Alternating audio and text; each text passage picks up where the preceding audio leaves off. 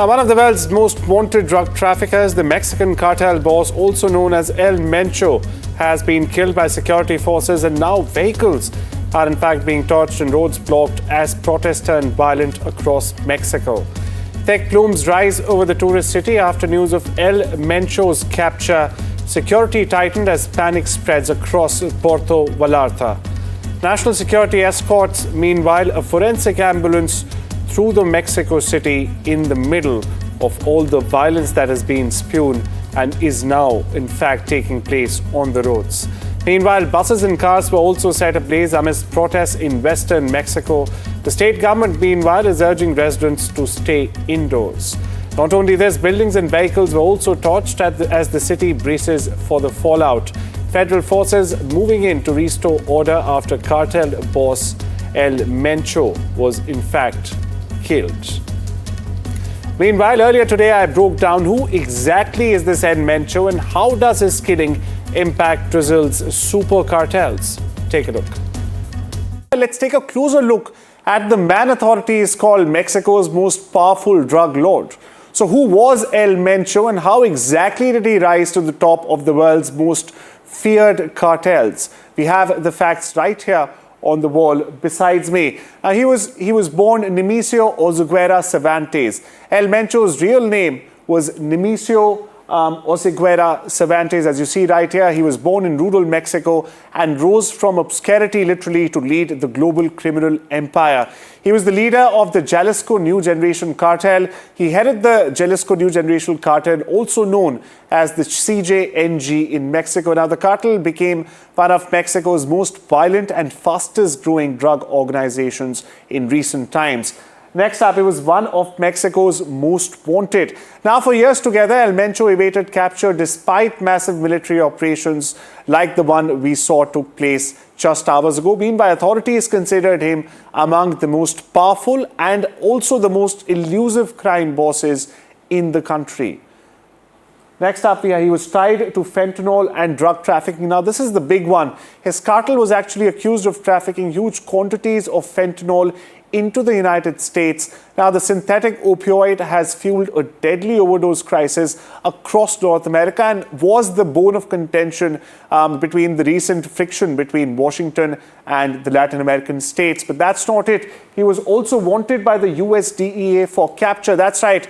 As I was just explaining, the Drug Enforcement Administration, or the DEA, also had placed a multi-million-dollar reward on him. Why? Because he was one of the top international fugitives also sought by US authorities. And well, next up is a report detailing the Mexican military's operation and exactly how the resulting fallout ended up being. Take a look.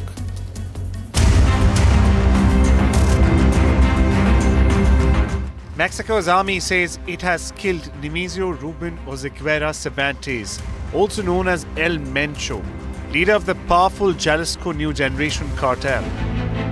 The operation unfolded early Sunday in Tapalpa, about 2 hours southwest of Guadalajara in Jalisco.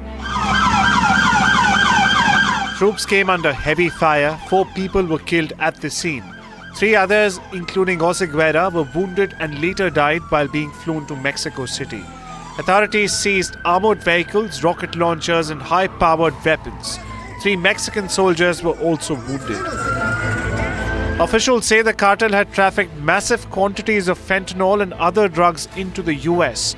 In fact, El Mencho even had a $15 million US bounty on his head. But retaliation followed within hours of the raid. More than 10 vehicles were set ablaze in Puerto Vallarta. Roads were blocked in Guadalajara. Several OXXO stores were burnt or vandalized. Thick smoke rose over the tourist coastline. Jalisco activated a statewide code red. Schools were closed Monday. Public transportation was suspended. Mass events were cancelled. Air Canada suspended flights to Puerto Vallarta, citing security concerns. The Embassy of India, among others, in Mexico has now advised Indian nationals in Jalisco and several other affected states to shelter in place, avoid areas near security operations, minimize travel and stay in close contact with family. From Washington, the White House has issued a statement underlining that it shared crucial intelligence with Mexican agencies during the operation.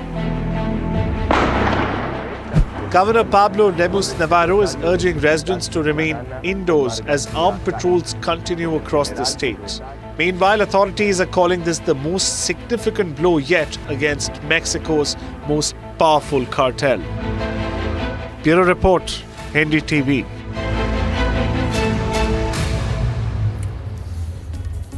Now we shift our focus to Western Europe, where Iran and the US are set to resume nuclear talks in Geneva on the 26th of February. That's Thursday this week. Now the talks come as tensions remain high with Iran's nuclear program. Foreign Minister Abbas Araghchi is in fact expected to meet Trump's Middle East envoy Steve Witkoff at the negotiating table in Geneva.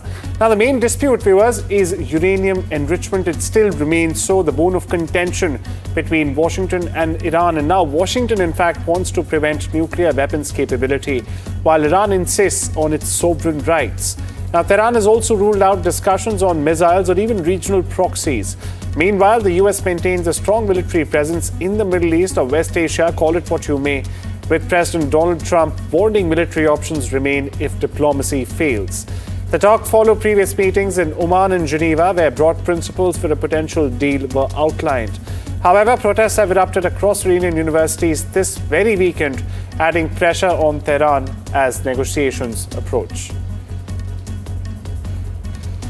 Now we take it to the Middle East, where tensions in Iran continue to simmer as students stage anti-government protests, while the US and Tehran prepare for the next round of nuclear talks in Geneva on Thursday, as I was mentioning. Now, scuffles erupted at multiple universities in Iran over the weekend. This came as students stage anti-government protests, chanting for and against the government. Videos show clashes between opposing students right there on your group. The demonstrations, in fact, coincide with the announcement that Iran's Foreign Minister Abbas Araghchi will meet US envoy Steve Witkoff in Geneva on Thursday to continue nuclear negotiations.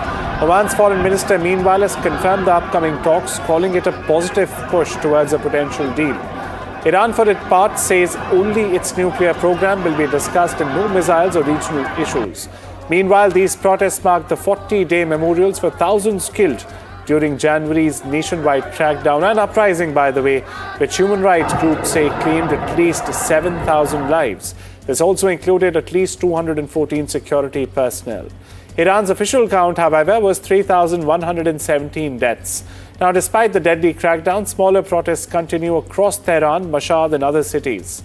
Security forces, on their part, are reportedly restricting access to memorial ceremonies.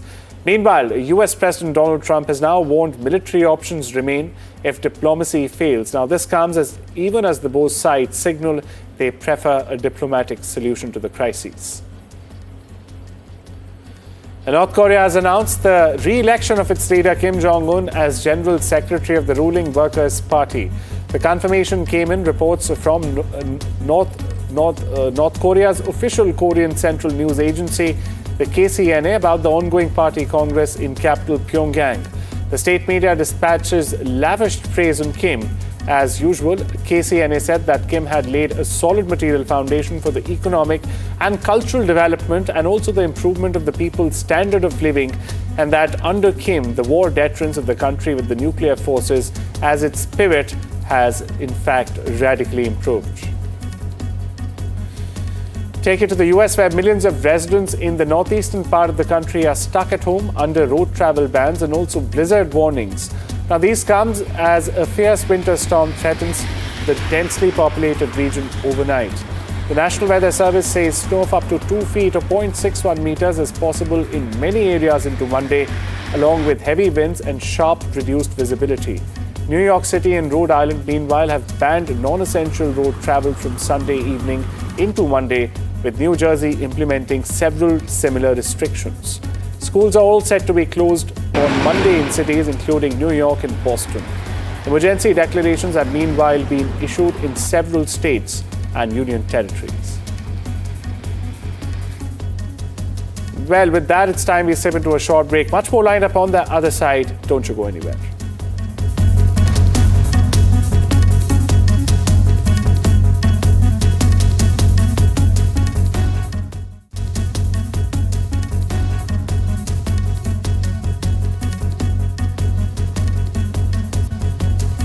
Well, from Ahmedabad, we now take you across to Italy, where the Milan Cortina Olympics ended Sunday as the twin flames in the co-host cities Milan and Cortina d'Ampezzo were extinguished as part of a closing ceremony inside the ancient Verona Arena.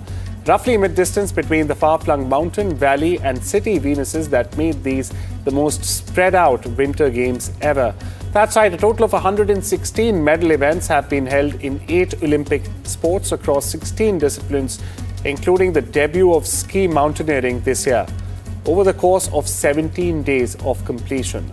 Now, the closing ceremony paid tribute to Italian dance and music, from lyrics, opera to Italian pop of the 20th century, to the DJ beat of Gabby Ponte, who got the 1,500 athletes on their feet, to say the least, for an upbeat dance number while the colour confetti exploded on stage.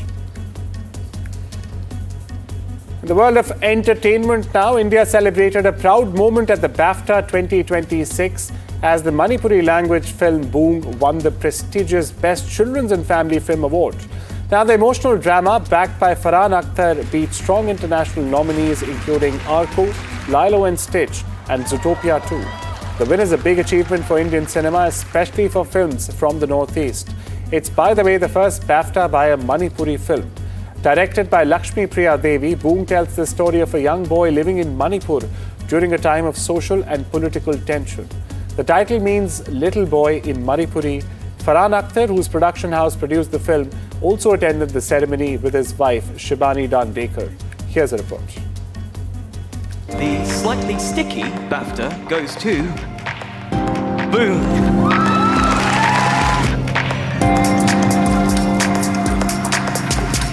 It is a defining moment for Indian cinema at the 2026 BAFTA Awards. Boong. Filmmaker Lakshmi Priya Devi's debut feature, Boong, has won the award for Best Children's and Family Film. Before the big win, producer Farhan Akhtar spoke about what the nomination itself meant for the team. It's an amazing acceptance of this beautiful little film with a big heart. So it just feels amazing, and just to be surrounded by such incredibly talented people, just creative powerhouses, it's very inspiring. Director Lakshmi Priya Devi too described the experience as overwhelming. For me, I'm having an out-of-body experience. It still feels very unreal. I think I will probably realize it once the event is over, like what it meant to be here and what it's going to mean for me for years to come. Moments later, that unreal feeling turned into reality. Boong was announced as the winner, beating international contenders including Arco, Lilo and Stitch and Zootopia 2. Opening her speech with the Manipuri greeting, Kurumjari, Devi reminded the audience where her story comes from. Boong is rooted in a place which is very troubled, very much ignored and very unrepresented in India. She also made an emotional appeal for peace. We pray for peace to return to Manipur and that no conflict is ever powerful enough to destroy our greatest human superpower, forgiveness. Set against the backdrop of Manipur's recent conflict, Boong follows a young boy searching for his missing father. With Boong, Lakshmi Priya Devi now marks a powerful new chapter for Indian storytelling on the global stage. NDTV Bureau Report. But that was not all Indian about this year's BAFTA. Actress Alia Bhatt also added a touch of old Hollywood glamour to this year's BAFTAs, making her debut at the prestigious awards in London. The actor turned heads in a custom Gucci by Demna sequined gown and later took to the stage as a presenter for the best film not in the English language. Here's more.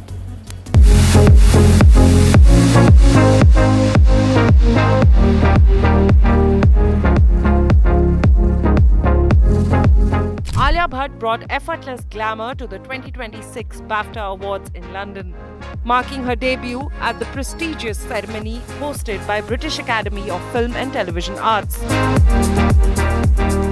For her big night, Alia chose a custom Gucci sequined gown designed by Demna.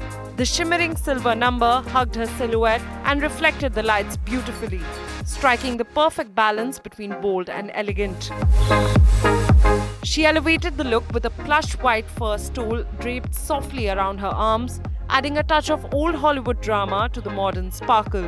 Minimal drop earrings, a radiant skin, and center-parted soft curls completed the ensemble, keeping the styling refined and intentional. But this appearance was not just about fashion. Alia also took to the stage as a presenter, announcing the winner for Best Film Not in the English Language, adding an Indian presence to one of cinema's most celebrated global nights. During her interaction with the press, the actress spoke about her enduring love for movies and storytelling, and in a heartfelt moment, she revealed what truly drives her today. I have to say that my true source of inspiration and magic right now is my daughter. Looking at her, just bloom, and she's 3 now, dancing to my songs sometimes. I'm like, okay, that is life. From couture to candid confessions, Alia Bhatt's BAFTA debut blended global style with a deeply personal touch, marking another confident step in her international journey. Entertainment Bureau, NDTV. And well, those are all the updates we could pack for you in this Monday edition of the World Report. Take care and have a wonderful day.